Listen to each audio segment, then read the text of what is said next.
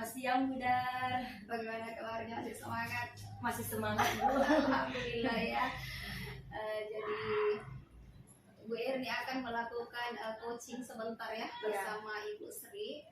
Tapi sebelumnya itu kita tidak apa-apa ya bincang-bincang sebentar terkait apa yang akan Ibu Erni nanti lakukan bersama dengan Ibu Sri.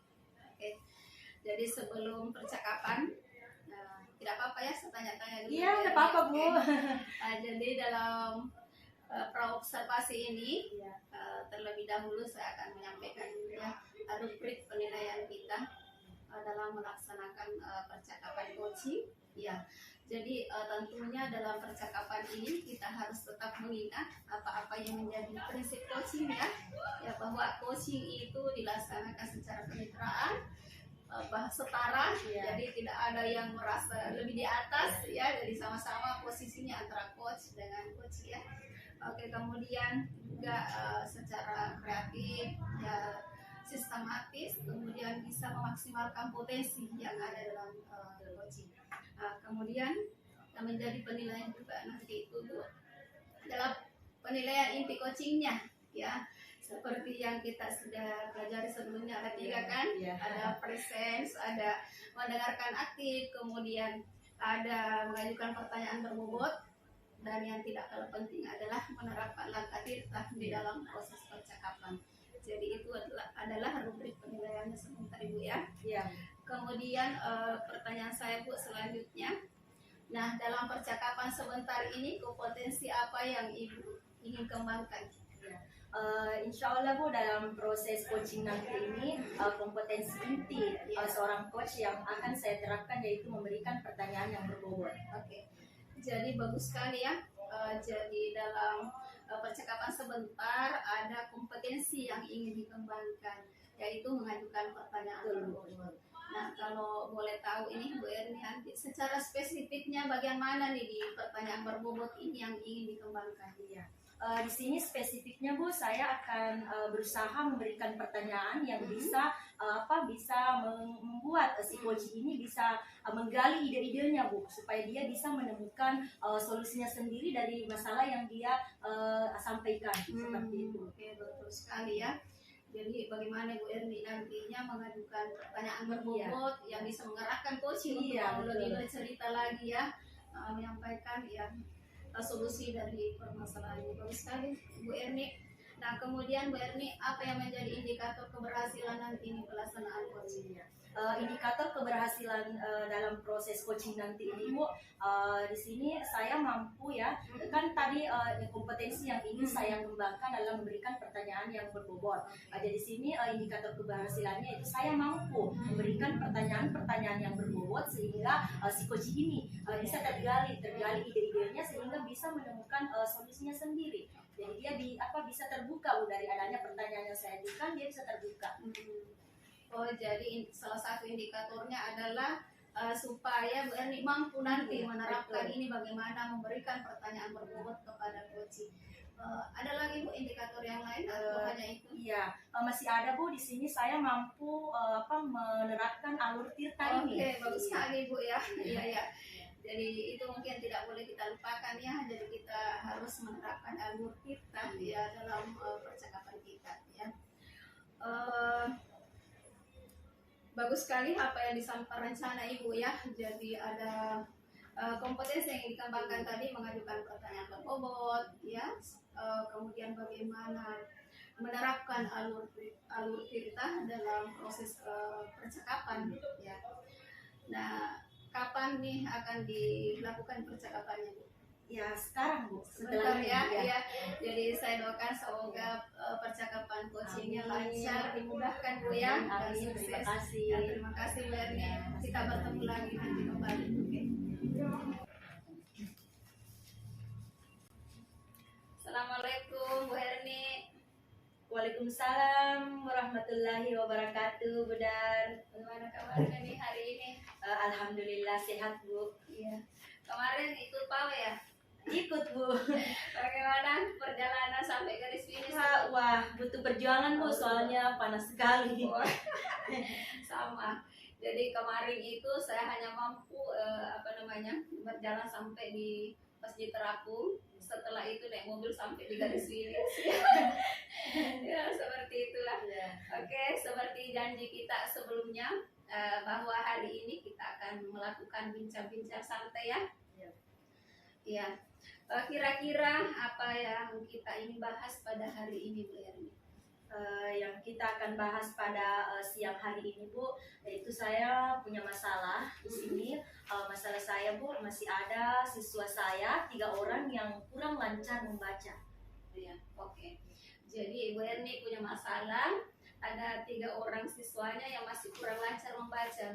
Betul begitu, Bu? Iya, Bu, betul. Nah, kira-kira dari percakapan kita nantinya ini apa yang ingin Bu Erni harapkan?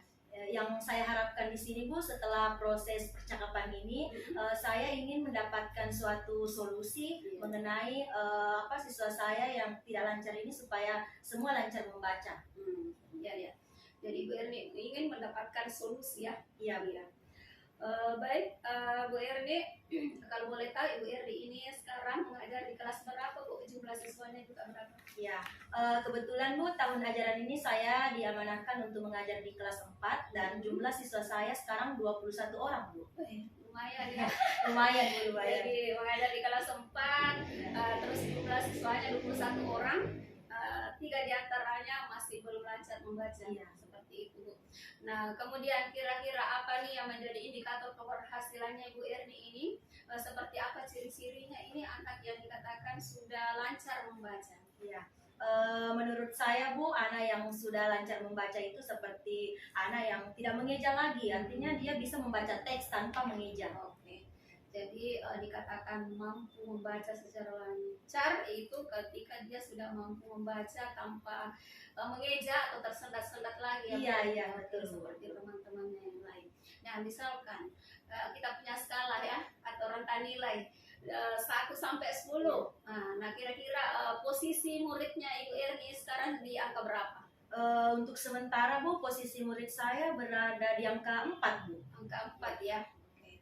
Nah, setelah nantinya Ibu Erni melakukan pengembangan kepada muridnya, nah kira-kira Ibu Erni mengharapkan murid-murid ini akan berada di posisi berapa? Ya, harapan saya, Bu, murid-murid saya ini bisa berada di posisi 8. Oke, posisi 8 ini bagus sekali ya. Jadi sekarang posisinya di angka 4, Ibu berharap nantinya bisa berada di posisi 8. Nah, menurut Bu Erni, apa yang menyebabkan anak ini sehingga belum bisa membaca secara lancar padahal dia sudah kelas 4? Hal yang menyebabkan, Bu, yang kurang lancar membaca ini yang pertama adalah kurang latihan membaca di rumah. Kurang latihan. Karena kurang latihan ya. Ya, memang salah satu faktor memang kalau anak-anak itu tidak bisa membaca itu karena kurang latihan. Betul apa yang disampaikan oleh Bu Erni. Nah, selain itu, Bu, mungkin ada penyebab-penyebab lain yang menyebabkan kondisi ini. Yang menyebabkan kira-kira di sini, Bu, yaitu saya sadar ya, Bu, ya, saya kurang komunikasi yang intens ya dengan orang tua siswa saya ini, Bu. Oke, betul. Jadi Ibu Erni kurang komunikasi ya, sehingga mungkin ya orang tuanya ini kurang memberikan motivasi kepada anaknya ini ya. Jadi ada 2 penyebabnya, karena kurang latihan membaca, kemudian juga karena kurangnya komunikasi dengan orang tua. Nah, untuk mengatasi ini Bu Erni, kira-kira apa yang akan dilakukan nantinya ini? Rencananya, Bu, yang akan saya lakukan yaitu memanggil siswa saya yang 3 orang ini untuk duduk di dekat saya, latihan membaca. Ya, seperti itu, Bu, yang akan saya lakukan. Iya. Jadi kalau dalam proses pembelajaran Bu Erni akan memanggil ya. Kalau yang lain mungkin mengerjakan tugas, yang anak ini dipanggil duduk di dekatnya untuk dilatih membaca. Nah, cara memanggilnya ini, Bu, seperti apakah dipanggil bertiga atau satu-satu? Kalau yang akan saya lakukan, Bu, di sini memanggil satu-satu supaya saya lebih fokus mengamati hal apa yang perlu ditingkatkan lagi anak ini mengenai membacanya, Bu. Oke, bagus sekali ya. Nah, selain memanggil anak ini, apa lagi langkah-langkah yang lain, Bu? Langkah yang akan saya lakukan Bu yaitu bagaimana supaya pembelajaran saya ini bisa membuat siswa saya ini yang 3 orang ini sadar betul Bu, ada kesadaran untuk mau belajar membaca. Jadi dalam pembelajaran ya, Iya. Ibu menerapkan itu, jadi mendorong siswa supaya lebih sadar membaca ya, Iya Bu. ada kesadaran sendiri. Ada lagi Bu? Ya rencana Bu yang akan saya lakukan lagi yaitu bagaimana supaya saya bisa membuat 3 orang ini cinta membaca. Misalnya saya ajak keluar membaca di taman misalnya, siapa tahu dia sudah bosan Bu belajar di kelas, jadi saya berusaha untuk memanggil 3 orang ini untuk belajar membaca di taman misalnya atau di tempat yang mereka senangi. Oke, luar biasa ya ide-ide Bu Erni. Jadi ada 3 tadi ya, mengajak siswa untuk latihan membaca ya, yang dipakai satu-satu di dekatnya Bu Erni pada saat jam pelajarannya. Kemudian mendorong juga dalam kegiatan pembelajaran ya, sering-sering diadakan latihan membaca. Kemudian tadi supaya anak-anak cinta membaca, mungkin diajak ke taman bermain, ya mungkin seperti ada pojok literasi kan, itu bisa dimanfaatkan Bu Erni. Nah, tadi Bu Erni mengatakan bahwa kurangnya komunikasi yang intens terhadap orang tua. Nah, bagaimana caranya ini Bu supaya bisa membangun komunikasi yang intens ini? Caranya di sini Bu membangun komunikasi yang intens dengan orang tua di sini mungkin saya harus lebih banyak berkomunikasi lagi misalnya lewat WhatsApp ya Bu ya. Saya bisa berkomunikasi dengan orang tua ini bagaimana supaya saya bisa bekerja sama untuk bisa membuat anak ini menjadi lancar membaca. Jadi sini saya orang tua kan lebih banyak waktunya di rumah ya Bu. Anaknya ini lebih banyak waktunya di rumah, jadi saya akan terus menanyakan atau mengontrol anak ini melalui orang tuanya. Iya. Jadi yang bisa Ibu Erni lakukan adalah berkomunikasi ya, mungkin bisa melalui telepon, ya. Jadi ada komunikasi, menyampaikan seperti ini mungkin perkembangan anaknya, kemudian bisa meminta juga kepada orang tuanya supaya mengontrol ya anak-anak ini supaya segera lancar membaca. Bagus sekali Bu, ide-ide hanya Bu Erni, jadi saya bisa merangkum ya dari beberapa tadi ide-ide yang Bu Erni sampaikan. Yang pertama akan mengajak siswa untuk duduk di dekatnya untuk latihan membaca. Yang kedua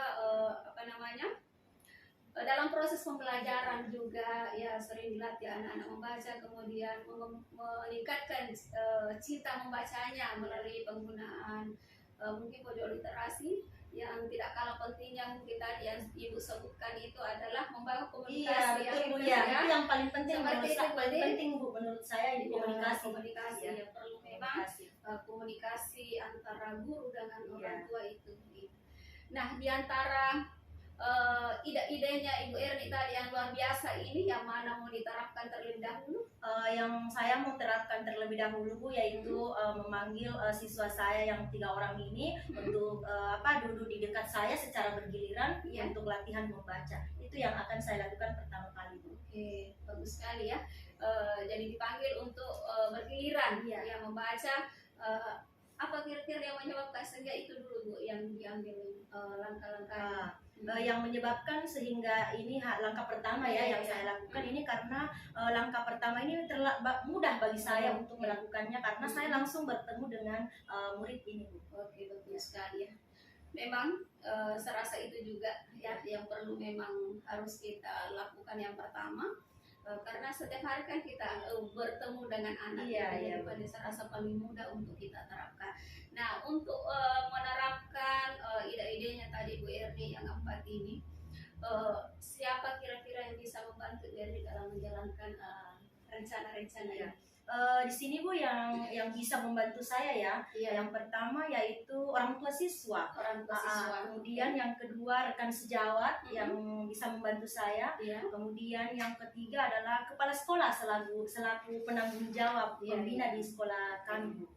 Jadi orang tua yang bisa membantu, rekan sejawat, kemudian kepala sekolah ya sebagai pimpinan. Oke, Bu Erni. Nah, kapan nih rencananya ini akan dilaksanakan ini? Kira-kira mulai besok Bu, secepatnya. Mulai besok ya. Biasa semangatnya ya, secepatnya.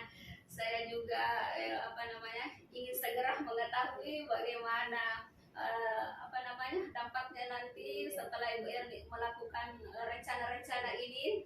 saya juga tidak sabar lagi ya mendengarkan hasilnya. Insya Allah kita akan bertemu minggu depan Bu ya, dalam kita juga bincang-bincang seperti ini.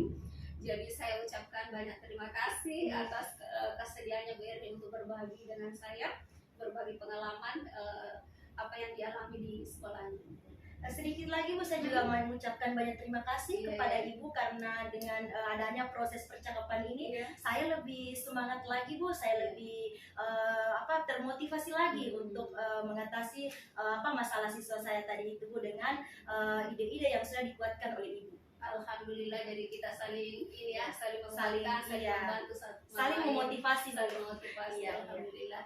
Oke Bu Erni, saya kira cukup pertemuan kita hari ini. Saya ucapkan terima kasih. Terima kasih kembali Bu ya. Sama-sama. Alhamdulillah, tadi saya sudah menyaksikan Bu Erni bersama Ibu Sri ya, sudah melakukan percakapan coaching. Ya. Nah, bagaimana perasaannya Ibu sekarang? Perasaan saya sekarang Bu lega ya, lega karena dari proses coaching ini saya bisa tahu masalah Bu Sri, kemudian saya bisa menggali, menurut saya bisa menggali ide-ide dari Ibu Sri melalui pertanyaan-pertanyaan yang berbobot tadi. Oke, jadi perasaannya sekarang sudah merasa lebih lega ya, karena dari permasalahan yang disampaikan oleh Ibu Sri akhirnya bisa terpecahkan ya. Alhamdulillah, seperti juga apa yang saya lihat tadi ya. Nah Bu Erni, tadi di awal sebelum kita melakukan percakapan ada tadi kompetensi yang Ibu kembangkan, yaitu salah satunya adalah mengajukan pertanyaan berbobot. Kemudian juga ingin menerapkan alur cerita ya dalam proses percakapan. Nah, menurut Bu Erni, apakah indikator keberhasilan yang tadi Ibu sudah sampaikan ini terlaksana atau bagaimana? Coba diceritakan. Menurut saya Bu, indikator tadi yang keberhasilan saya tadi, saya merasa sudah menerapkan ya Bu, saya sudah berhasil menerapkan bagaimana saya bisa memberikan memberikan pertanyaan berbobot kepada Ibu Sri. Kemudian di sini saya sudah menerapkan alur cerita mulai dari tujuan, identifikasi, rencana aksi dan tanggung jawab, seperti itu Bu. Alhamdulillah Bu ya, sudah terlaksana apa yang menjadi indikator keberhasilannya tadi ya. Jadi Bu Erni tadi sudah menerapkan kompetensi inti coachingnya tadi ya, terutama mengajukan pertanyaan berbobot dan tentunya sudah melaksanakan percakapan sesuai dengan alur ya. Baik Bu, luar biasa apa yang sudah dilakukan. Nah, sekarang saya ingin menyampaikan ya dari hasil pengamatan saya. Jadi saya bukan menilai Bu ya. Jadi tadi saat Ibu berbicara sama Ibu Sri, saya mencatat ya. Jadi apa yang saya lihat, kemudian apa yang saya dengar. Apa Bu ya? Iya, silahkan Bu. Jadi menurut pengamatan saya tadi Ibu Erni sudah memenuhi kompetensi inti coaching ya. Yang pertama adalah kehadiran penuh. Jadi saya perhatikan tadi Ibu Erni fokus kepada Ibu Sri yang di coach ya. Jadi perhatiannya betul-betul mengarah kepada Ibu Sri, tidak kemana-mana ya. Jadi itu sudah menghadirkan presensnya ya. Kemudian juga Ibu Erni sudah mendengarkan aktif ya, melakukan pendengaran aktif. Jadi yang lebih banyak berbicara tadi dalam percakapan coaching itu Bu Sri nya. Si coachingnya ya sudah betul itu Bu, bahwa coach tidak boleh mendominasi ya dalam percakapan. Kemudian tadi Ibu Erni juga betul-betul sudah menyampaikan pertanyaan-pertanyaan berbobot kepada coaching ya, sudah melaksanakan. Nah tadi saya mendengar itu pertanyaannya yang diungkapkan adalah apa yang menyebabkan sehingga Bu Sri mendapat teguran dari kepala sekolah. Karena tadi itu kan permasalahannya karena dia mendapatkan teguran dari koordinator pengawas ya, koordinator pengawas itu. Kemudian ada juga pertanyaan dari Ibu, bagaimana cara merespon ya setelah mendapatkan teguran. Kemudian apa yang bisa membuat Bu Sri bisa melakukan itu ya. Jadi pertanyaan-pertanyaan yang Ibu sudah ajukan tadi itu menurut saya itu sudah sangat berbobot ya, sehingga Bu Sri ini mau bercerita kemudian bisa menemukan langkah yang akan dia terapkan dalam pembelajarannya nanti ya, atau di sekolahnya kalau dilakukan. Kemudian juga saya mengamati bahwa alur ceritanya, percakapan dilakukan itu sudah terlaksana, mulai dari tujuan sudah ada tadi, kemudian ada identifikasi, kemudian ada rencana aksi, dan yang terakhir adalah tanggung jawab. Jadi Bu Sri tadi sudah memberikan komitmen ya bahwa dia akan berubah, tidak menggunakan lagi pakaian gamis ya, seperti dia sering lakukan sebelumnya. Luar biasa percakapan Ibu. Kemudian Bu Erni selanjutnya, nah kedepannya ini Bu Erni, kompetensi apa lagi yang mau dikembangkan ini kedepannya supaya kegiatan coaching ini lebih bagus lagi ke depan? Ya, kedepannya Bu, kompetensi coach yang akan saya kembangkan ini yaitu mendengarkan aktif dengan rasa, Bu. Oh iya ya. Ini yang perlu saya pertimbangkan lagi supaya diprioritaskan di depannya. Iya, jadi mendengarkan aktif dengan atau mendengarkan dengan rasa Iya, ya. mendengarkan dengan rasa. Apa yang menyebabkan misalnya Ibu masih memiliki keinginan untuk mengembangkan ini? Ya, karena saya ingin kompetensi ini ya saya ingin kembangkan supaya dari mendengarkan aktif dengan rasa ini saya bisa lebih menggali lagi ide-ide dari si coachingnya ini Bu, si Bu Sri ini misalnya ya seperti yang tadi. Jadi dengan mendengarkan aktif, dengan mendengarkan dengan rasa, Bu Erni nanti bisa menggali lagi nih ya ide-ide dari si coaching tersebut ya. Masya Allah, luar biasa ya. Sudah dilakukan, kemudian rencana kedepannya juga sudah terpikirkan dengan baik. Mudah-mudahan ini bisa terwujud. Iya, insya Allah. Bu Erni serasa cukup untuk pertemuan kita hari ini ya. Saya doakan semua kita selalu sehat, selalu sukses dalam kegiatan sehari-hari. Terima kasih Bu. Assalamualaikum warahmatullahi wabarakatuh. Terima kasih.